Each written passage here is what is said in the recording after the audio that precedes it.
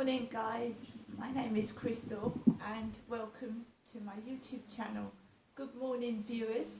Thank you for your support. Alexa, good morning. Good morning.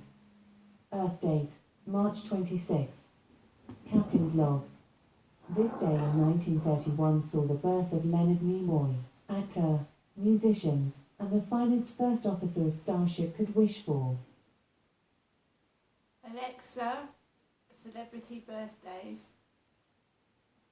Today's famous birthdays include British actress Keira Knightley, English ethologist, evolutionary biologist and author Richard Dawkins, Spanish Association football player and manager Mikel Arteta, British-Irish film director and playwright Martin McDonagh, and American computer scientist and internet entrepreneur Larry Page. Well, good morning. I hope everybody remembered to put the clocks forward here in Great Britain. It's another great British weather day. It's pouring with rain, and it's pouring with rain quite hard. And there's not much you can do on a rainy day, is there, but stay indoors somewhere. You're not able to sit outside. Walking around is a bit, cold and damp. So I think today I'll stay indoors. When the weather gets a bit more brighter on a Sunday, I'll probably start going to church, but I'll start going to a local church. At the moment I pray indoors at home, which there's nothing wrong with that. I have a Bible and I can read something out of the Bible and pray to God myself. So I'm not going to go out in the rain and get soaking wet when I'm feeling pretty under the weather myself. As I always do when I visit doctors' surgeries and hospitals, I seem to catch something or get an infection. And the dentist as well, it happens. And it's not just me, it's other people. So yesterday afternoon, I gave YouTube a rest, and I rested and I sat down and I was able to watch 2 DVDs in complete peace and quiet. And it was peace and quiet. So I'd had a nasty needle. I get electric shocks to my face and jaw, and I cope with it. And sometimes it is nice to have a bit of peace and quiet without getting all stressed out and upset. So I had an enjoyable afternoon by myself, sitting down, watching 2 DVDs. Now the one DVD was called Trading Places, with Dan Aykroyd and Eddie Murphy. And Eddie Murphy's a brilliant comedy actor, and he's been in films, and I used to watch him in the 80s when he was quite prolific with Beverly Hills Cop 2 and all that kind of thing. So a hilarious comedy classic. What happens when a Wall Street tycoon meets a street smart hustler? 2 old guys place a crazy bet for $1. The rich guy won't last 5 minutes on the streets. He'll turn to crime, and they turned like a down and out guy into a rich guy, and they placed a $1 bet. Very funny. I've watched it when I was younger more than once, and it's nice to go back and remember old times. The next film that I watched was Equilibrium with Christian Bale and Taye Diggs, and that was good. That was like the Matrix style movie. In a futuristic world, a strict regime has eliminated war by suppressing emotions. Books, art and music are strictly forbidden, and feeling is a crime punishable by death. That was interesting. I watched both films right to the end in peace and quiet, and I enjoyed them. And that's all I want in life, is to be left alone, to be able to do what I want to do in peace and quiet, with no animosity, no arguments and no stress. outside I expect stress. When I go out into a shop, streets, work environment, I do expect stress. But when I'm at home, I want to relax and rest and forget things that have gone on during the day outside. And if your home is as stressful as your daily life outside, then you're going to get problems. Are going to get sick and ill, because a home should be a safe place to live. You should be able to be left alone in peace and quiet to do what you want to do. For a lot of children, it's not a safe place. For a lot of adults, it's not a safe place. But I strive to make my flat my safe place. Or at least one room where I can go to and have peace and quiet away from noise and shit. So after watching Equilibrium, it was around 7:15 in the evening, and I went out. I took Max for a walk. As I said, I'd had a long conversation in the afternoon with somebody for about 20 minutes, and I feel that my phone calls are being listened to, overheard or whatever, tapped into, and someone's listening to them. Because every time I go outside after I've had a phone call or a private conversation in my flat with somebody, it's like everybody outside has heard it. I can't explain it, but that's how I feel. And it felt like that in Gloucestershire when I was in safe houses, that I was being watched and listened to. Now, there's a big difference between hearing voices and shit like that and seeing things. I don't hear voices, I don't see things. But that people's phones have been tapped into and conversations have been listened to, and somebody can hack into your phone and read your text messages as well, right? Don't forget that I've had mobile phones since I left my ex-husband. I've had my own mobile phone in domestic violence refuges, safe houses, and all that kind of thing. And there are expert hackers, people that hack into people's phones and computers. And I mean, they've hacked into companies' computers, so that's not madness thinking that. Like, someone's listened to a conversation, you go outside, you say I love you to somebody, and all of a sudden, every time I go past people, you've got people saying, I love you, oh I love you, like they're taking the piss. Or they go, if someone goes bye bye bye bye to me at the end of a phone call, I'll have someone walking down the street on their mobile loudspeaker, bye bye bye bye bye. It's like someone's taking the piss. It really is.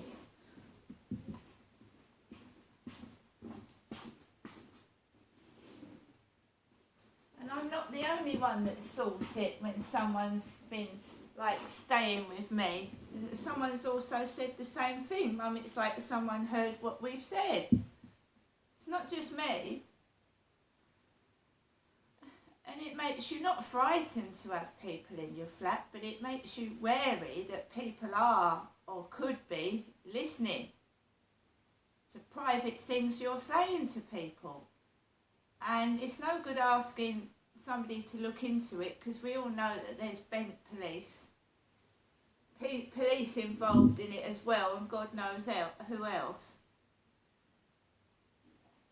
So I went for a walk in the dark with Max about 7:15 last night, and there was a real stocky chap with a shaved head sat on a bench in the dark, and I didn't know he was there. He didn't have a torch, he wasn't smoking or anything, it was just a man sat on a bench in the dark on his own. And I just walked past with Max, and Max didn't hear him. Normally Max alerts me if somebody's there, but he didn't. It was just one chap sat in the dark, and it wasn't exactly warm, and it was damp, and he was just sat there on his own. Walked past him with Max, and there was a load of noise underneath the railway tunnel, screaming like somebody was drunk, like a load of young people were drunk, a load of yelling and shouting.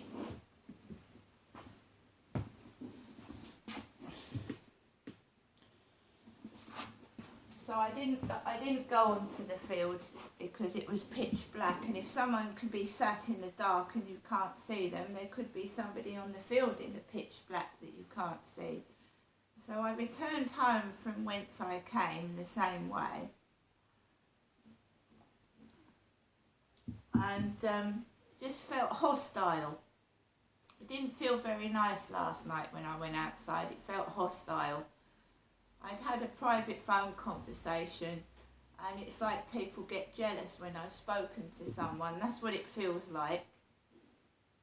And I went outside and it felt like everyone was hostile towards me. That's how I felt. I'm only explaining it. It felt like people were being hostile and not nice. And why should I get punished for speaking to someone on the phone? It used to happen at Lansdowne Court as well. One of my sons would come and stay at my flat for a couple of days, and the neighbours would get their knickers in a twist. The lady downstairs would come out and tell my boys off, like for just getting up off of her windowsill, holding on to it. The lady downstairs came out and said, "That's my windowsill," to one of my boys. She went, "That's my windowsill." I said, "No, it isn't. It's the council's windowsill."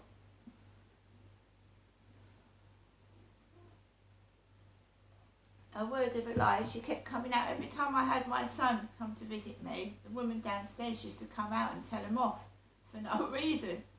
They weren't doing anything.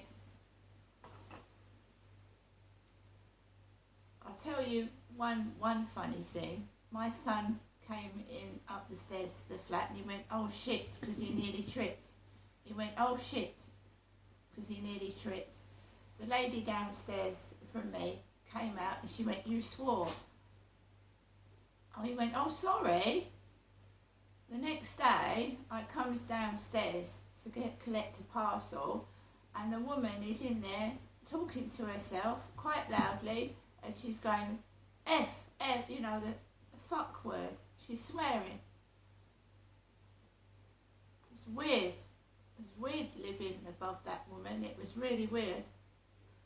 She used to come out and start talking to herself quite loudly, and I'd feel frightened to go down the stairs. So there's been weird shit going on. Really weird shit. Came back from going out.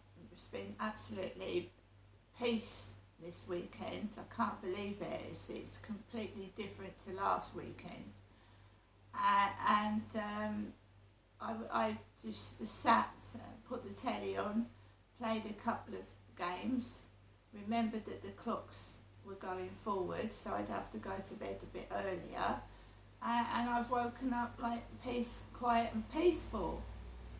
I don't feel remotely angry. I'm a bit sore where the needle went in. I'm still sore, and my feet are sore as well because I've been on my feet for a few days. And there's my blood in the plaster that was on my there.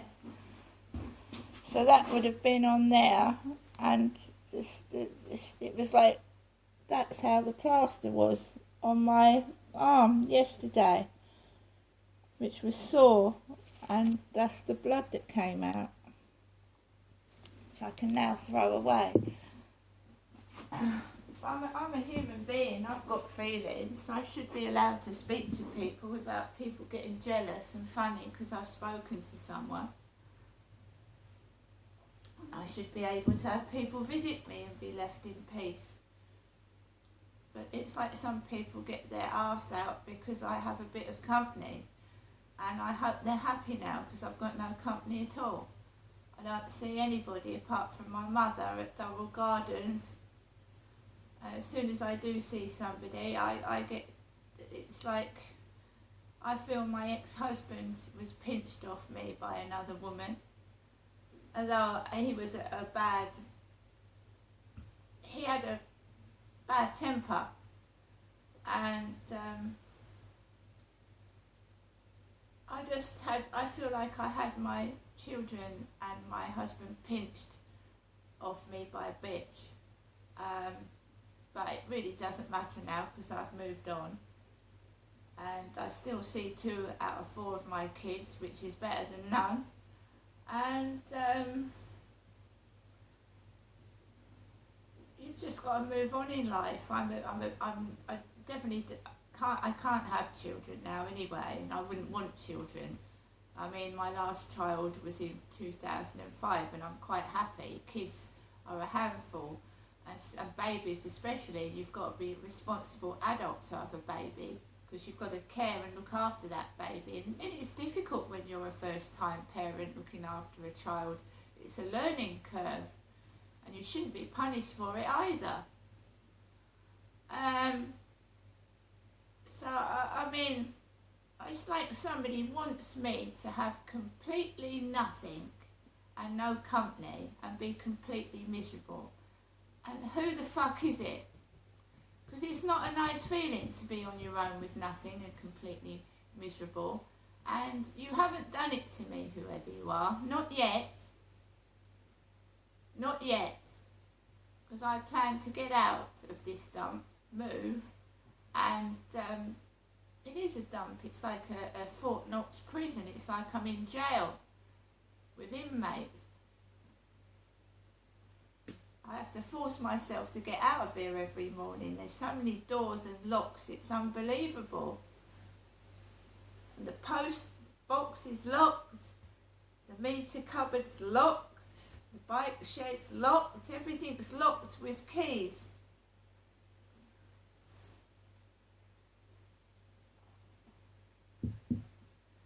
Anyway, guys, I'm going to get on with the rest of my day. This persons is not going to be upsetting my day today, because I don't need to go on holiday. I don't need to go to Euro Disney. I don't need people to tell me what they've done, because at the end of the day you've got to be happy in yourself and with yourself. It's not all about owning possessions, going on holiday, having a pretty face. You know, you've got to be at peace with yourself, happy with yourself. And this person badgering me every single day and making up photos in my Facebook dating. Now we've got a dating profile picture of an old man like my dad with an old Alsatian dog in it looks like a dirty flat with no carpet. So it's somebody who is a bit sick in the head, trying to remind me of my father. And he was married to Jennifer, I was his daughter. And I wouldn't class my mum as an old dog either. It's just some wicked, evil person.